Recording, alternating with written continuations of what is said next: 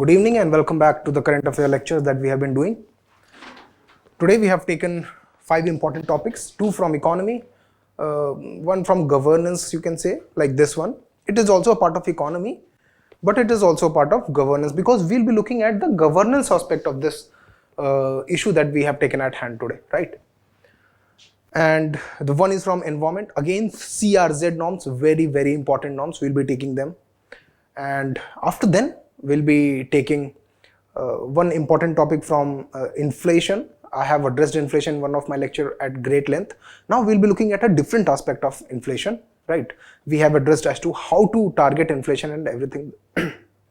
But let's start from the legal meteorology rules 2011. Why this has been in news? Now, what is legal meteorology? Legal meteorology means the department which deals with the weights and standards and measurements and standard measurements, and there should be one body which should issue the standard weights and standard measurements. The Department of Legal Meteorology does the very same thing. Okay, that means legal meteorology means the body, the practice of setting some standard in weight or measurement, right? Like in weight, this 1 kg weight, this a piece of a block is 1 kg. That will be standardized by somebody. That is the Department of Legal Meteorology. Okay, and we'll be looking at what is the news is. I have taken this snapshot from the PIB.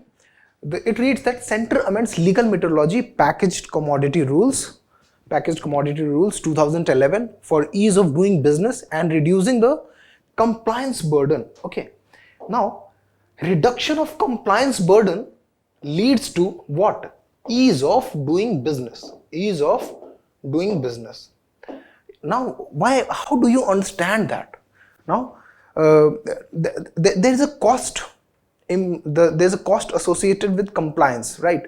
If there are some compliance norms to be followed, the company or the seller or the people who are doing business, they will have to establish some specific department for ensuring that the company is compliant to that specific law. They will have to issue some specific standards. They will have to they might be even barred from some kind of business activities because of the non-compliance. That means compliance, of course, comes with cost, right? Compliance comes with cost. And this compliance laws sometimes lead to the creation of artificial hurdles in doing business. To reduce that, some of the compliance laws have been relaxed. Okay. Now, which compliance laws have been relaxed? Some specific ones, not all. The specific laws which led to packaged commodities. Packaged commodities means like packaged branded clothes, packaged food, for example. But we'll be seeing that packaged food will not be covered under the legal meteorology packaged commodity rules 2011. Actually, that is covered by some specific another law, and it is important for us to understand this. One might think that this is a very trivial topic. Why have we taken it? But believe me, in 2016 there was a question in UPSC prelims regarding the packaging standards issued by FSSAI. Okay. And that question was back in 2016. Now in 2021, the FSSAI has issued the new norms for packaged foods. Okay, so it was in discussion at that point in time as well. But and recently, star rating of food based on the nutrition level is also being issued, which is also being criticized. So these are evolving issues, these are developing topics, and that is why we need to have a very strong understanding of the subject, that is these governance issues. Okay, right? Now, Center amends the legal meteorology rules. Now these rules have been amended or relaxed, rather we can say, for the specific garment or hosiery industry. That is garment or hosiery that is being sold in loose, not the branded ones. Okay, for branded ones it is the very same packaged commodity rules, but for those clothes that are being sold beside the roadside or any such places which are being sold loose, okay, for them to make compliance easy for them, government has amended the garment or hosiery rules, legal meteorology rules related to garment or hosiery. Okay. Let's look at to what this whole issue is. Okay. One specific thing I would like to mention here is that I said in the very beginning that there is one body which sets the standards for meteorology. Meteorology means measurements. Okay. For ensuring that the measurements are uniform across the country and they are in parallel or in sync with the international weight standards or measurement standards, and to ensure that the consumer who is buying some good is getting the right amount for which the payment he is making. Okay, for that there is one legal meteorology department. It is under the Ministry of Consumer Affairs, Food and Public Distribution. Okay, so this ministry has now amended these rules. Now we have already understood in great detail that when we talk about the rules, okay, then we must talk about some act also, because rules are not made in silos. Okay, either there should be a constitutional backing for making rule, or there should be a legal backing. Legal means there should be a law. Law means an act of the parliament or the state legislature, right? The government has exempted garments and hosiery sold loose or open at the point of sale from 6 declarations, including best before use and consumer care address. Okay, best before use and consumer care address. Now, one important point to note here is that the rules are exempting consumer care, the consumer care address, not the manufacturer address or not the packager's address. Packager's address we'll be looking as to what the law says about, right?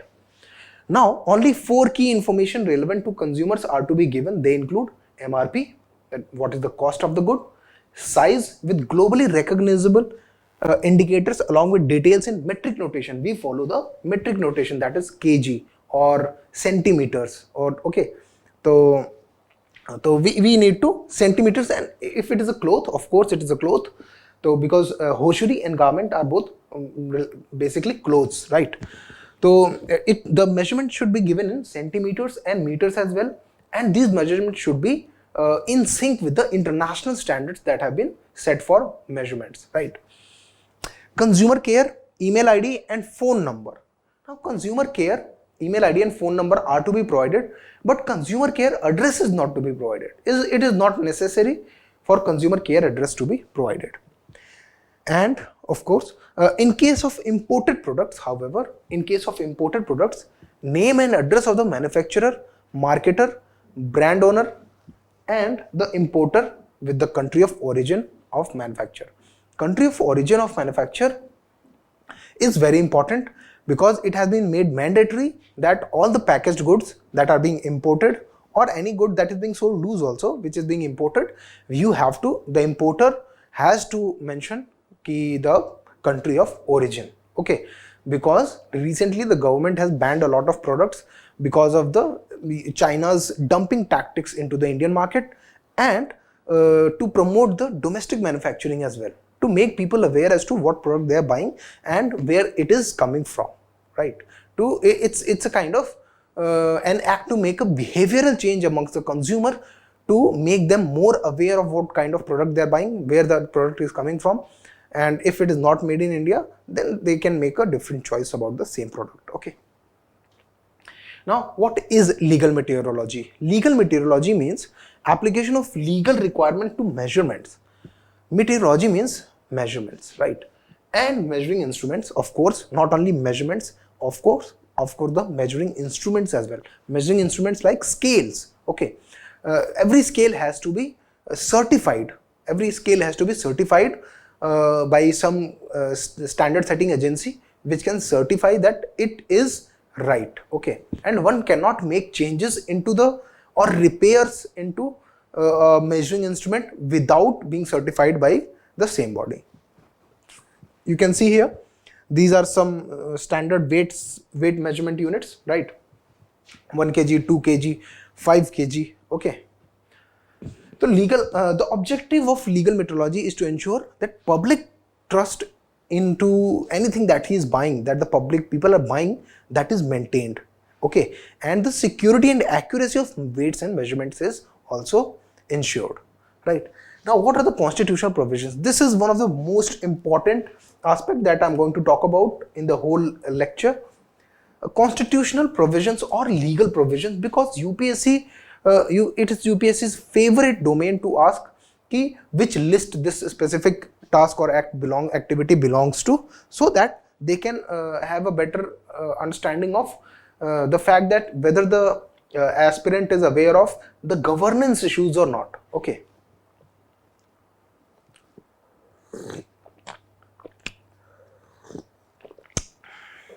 Right. The Union List 50 and Concurrent List 33A. Now, Concurrent List 33A, actually, this specific issue was earlier into the state list. It was transferred by the 42nd Amendment Act 1976 into the concurrent list. Okay. Now, Union List 50 talks about establishment of standards of weights and measures. That means there should be some body, and Union List belongs to the central government, we know. And we understand that establishment of standards and weights and measures is central government's domain. We fundamentally know, without even looking at that Union List entry 50, we could have told that to provide the uniformity of measurement throughout the country and also making it in sync with the international standards, of course, it would be an issue under the union's domain, not under the state's domain or the concurrent list. So this is how you have to think. Okay, see, it is also a part of federal part. Why? Because whole 7th schedule is a representation of federal part, and the measurements or standard weights and measurements, these are all like states can also set, but that will create contradictions. And we know that if one state issues some specific weight, the other state issues some specific weight, so the trade and commerce between the two states and the trade and commerce with the international bodies will become harder for us. To maintain this uniformity of standard of weights and measurements, what we have done, we have provided with the constitution makers, they have provided an entry 50 in the Union List, that only central government can decide or set the standards for the weights and measurements. Okay. To frame, this list authorizes the central government or the union to frame the act and rules, specification of standards and international relations. Okay. Training in legal metrology. That means it can specify the rules for setting standards, or in domestic as well as the international trade, right? And training in legal metrology. Okay. Second, concurrent list section entry 33A. This was, as I said, not originally in the concurrent list but in the state list, but it was moved from state list to concurrent list by 42nd Amendment Act 1976, and it talks about weights and measures except establishment of standards. Now, what does that mean? That means that state government will be also responsible for weights and measures, but it cannot set standards. The standards will be set by someone else. The standards cannot be set by the state government. They will only be the entities enforcing those standards that the union government sets. Okay, that is why I have written enforcement of legal metrology, right? That means the union government. Now, it is again very clear with respect to the federal powers and state powers, right?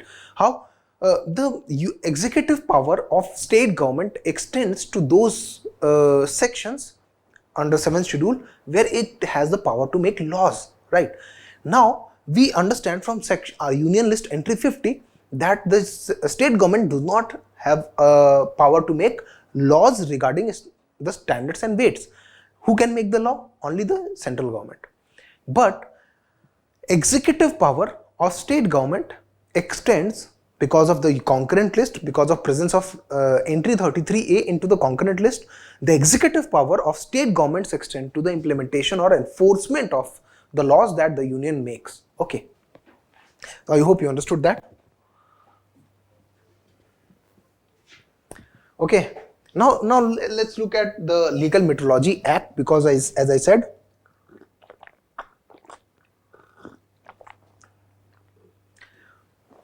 because we are studying the changes in the rules, the legal metrology rules 2011. Now, as I said in the very beginning, every rule has to be either made through a part of an act, okay, or should have some constitutional backing. Now, these rules are made by the delegative power extended to the central government through this act. Now, what is delegative power?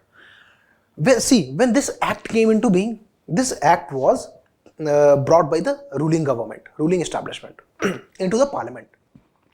It got the act passed into the parliament, and then the act was sent for presidential assent. President signed it, and then it became an act. Now, this act delegates, transfers power to the government, okay, power to the government to make some rules within the ambit of this act. Now, this act was enacted by parliament, but the rules were not brought by parliament. The rules were brought by the government. Okay, that is the difference. So, Legal Metrology Act 2009, it is the single act, single act which deals with every kind of legal metrology in India. Okay, it says that any company which manufactures, imports or packages the legal, the measuring instruments or weights and measurements, they should be registered with Department of what? Meteorology, legal metrology under Ministry of Consumer Affairs, Food and Public Distribution.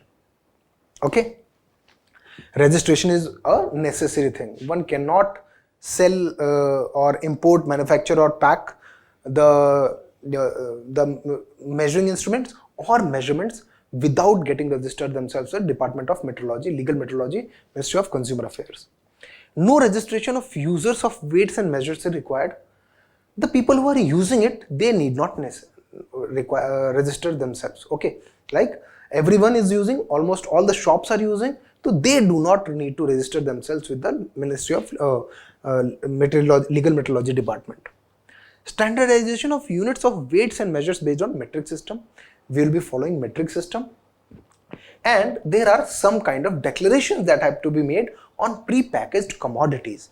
Now, we are not talking about the pre-packaged commodities in the terms of measuring instruments or measurements or weights. No, we are talking about what kind of declarations are to be made on anything that is being sold in a packaged form. Okay, so approval of model weight. Every model weight needs to be. Model weight means if a company is manufacturing in the business of manufacturing weights, like if a company is manufacturing these weights, they will have to send to the legal metrology department one model weight.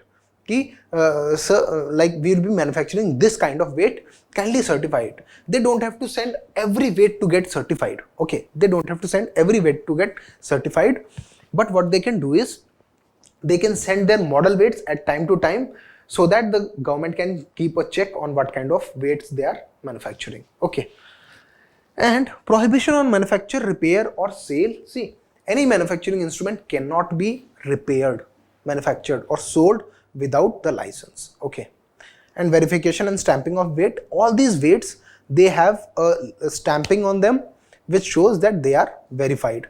There is a very small lead at the back of these weights. You can turn it over and look at that, and there's a stamping. Okay, that is done by the Ministry of Legal Metrology Department. Okay, right.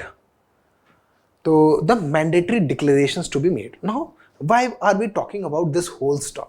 Because we have an issue at hand that we are dealing with, that is the government has relaxed some norms on packaged clothes, okay, which are being sold in loose at the point of sale. In that case, let's look at what are the necessary. We have understood that only 4 key informations need to be provided, right? But let's understand as to what is the original stance or original law or original position of law on that specific matter. So the mandatory declarations on pre-packaged commodities, which does not include the pre-packaged food, because the pre-packaged food comes under Prevention of Food Adulteration Act 1954. Okay, so Prevention of Food Adulteration Act 1954 provides for the specific declarations to be made on a food item that is being packed and delivered. Okay. And the cosmetics, they also do not come under the legal metrology department because they are dealt by the Drug and Cosmetic Rules 1945. They are dealt with by under the they are not dealt by the Legal Metrology Act 2009, rather they are dealt with the Drug and Cosmetics Act 1945. That means food and cosmetics do not come under the Legal Metrology Act 2009. They come under the Prevention of Food and Adulteration Act and Drugs and Cosmetics Act. Right. Now let's look at what are the specific details that need to be provided. The first one is name and address of the manufacturer or packer. In case the packer is itself the manufacturer, then the manufacturer. Okay. The common or generic names of the commodity. Okay, common or generic names of the commodity also. The net quantity in terms of standard weights, like the metric system that we are following in that. Like we are following metric system and something is 1 kg. So you cannot say a specific pound because that is not the system we are following. Okay, we are following metric system. Okay, the commodity contained in package, or when the commodity is packed or sold by number, the number of the commodity. Okay, like two pair of jeans. Okay, if we are having 2 jeans in one specific packaging, though it should be mentioned like 2 pairs of jeans. The month and year of manufacture, in which of course or import, which it is imported. The retail sale price, that is maximum retail price, MRP, and where the size of the commodity contained in the package are relevant, the dimensions of the commodity, if it is relevant. If something liquid is being sold, so is the dimension important? No, dimension is not important. The volume of the liquid, like oil, if oil is being sold, of course cooking oil, so we do not need to mention the size of the bottle that the oil is being contained in. No, we need to mention the volume. Okay, right. No declaration of month and year of manufacturing. See, to make things easier for the BD industry and the petroleum gas, we'll be looking at why it is different. To make things easier for the BD industry, no declaration of month and year of manufacturing shall be made. First of all, because it is not going to be spoiled. Okay. Second of all, it reduces their compliance burden. Okay. Any domestic liquefied petroleum gas cylinder, 14.2 kg or 5 kg, bottled and marketed by a public sector undertaking, by a PSU. Okay. So in both the cases, it is not required to mention the month and year of manufacturing. Okay, correct. So now let's have a look at the food labeling norms as well, because these rules are issued by FSSAI. Okay, under the Prevention of Food and Adulteration Act 1954. So these rules for packaging of the food, they are issued by FSSAI, Food Safety and Standard Authority of India. Okay, that authority, FSSAI, is responsible for implementation of what? Prevention of Food Adulteration Act 1954. Now let's look at what are the mandatory declarations that have to be made on a food item. Okay, and this is very important because we in our daily lives we come across a lot of things that we order for food, right? And we should be aware of what kind of declarations have to be made. Okay, like Jago Grahak Jago. Okay, nutritional information, energy value in kilocalories, the amount of protein, carbohydrate, and the fat in grams. Okay, the amount of protein, carbohydrate, and fat in gram or milliliter, the amount of any other nutrient for which a nutrition or health claim is made. For example, if you have bought something and they say that it reduces anemia. Okay, so if it reduces anemia, then that claim should be backed by the nutrient information. What kind of nutrient is provided in the specific food which reduces anemia? Okay, is there any iron containing compound that the food contains which will help us reduce our anemia or not? Okay, so if any health claim is being made by any kind of food item, so it will have to specify what is the backing, nutritional backing for that specific health claim. Okay, Another important point is veg and non-veg symbol. Okay, this one is veg symbol, this one is non-veg symbol, right? The name and complete address of the manufacturer, a lot number or batch number, so that in case of adulteration is detected, the lot number and batch number can be traced back to the specific manufacturer. Okay, and the date, month and year in which the commodity is being manufactured, packed or pre-packed must be mentioned on the level. Okay, label. That means, of course, if it is a food item, it becomes very important to manufacture the date, month and year. Okay, and also the best before, right? The best before or expiry date is also very important. Like if you buy a mother dairy half a liter or 1 liter pouch, then you will observe that best before 3 days from the manufacturing or the packing, right? So, or if you buy a bread, it is also mentioned best before 3 days, right? So specific kind of, because food items are perishable goods, they cannot, they usually do not have longer shelf lives.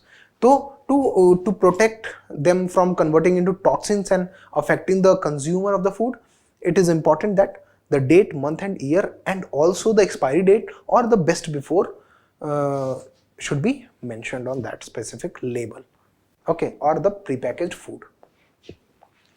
So see, as I said, this food labeling, there was a question in UPSC prelims 2017 regarding to the food labeling, and one can easily answer from this slide. Okay, so that is why it becomes some things, sometimes one may think that it is trivial, it is not important, but it is not like that. Any kind of governance changes that are being made, they are all important. Okay, let's answer the question. With reference to the pre-packaged items in India, it is mandatory for the manufacturer to put which of the following information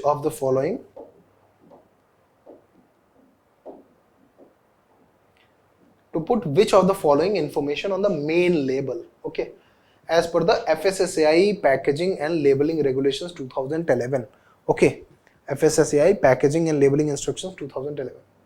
List of ingredients including additives, nutrition information, we have seen it is. Recommendations, if any, made by the medical profession about possibility of any allergic reaction. Okay, and vegetarian, non-vegetarian. We are sure that vegetarian and non-vegetarian, as we saw in the previous slide, and also the nutrition information. If list of ingredients is also an important part, okay, but recommendations, if any, made by the medical profession about the possibility of any allergic reaction. The original rules in 2011 or in 2016 as well, they did not contain this specific part, recommendation. The answer will become 1, 2 and 4 or C. But in 2021, FSSAI amended its rules and added this specific portion as well. So you can see how important this question was. It was asked in 2016 and in 2021, FSSAI amended its own act or regulations and added this specific part which was actually asked in UPSC question. Why was this asked in UPSC question?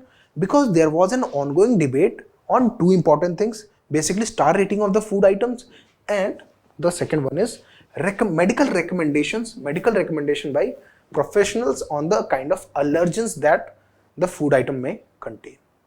So earlier at that point in time the answer was 1 to 4, now it is 1 to 3, 4. Okay, I hope you understood this.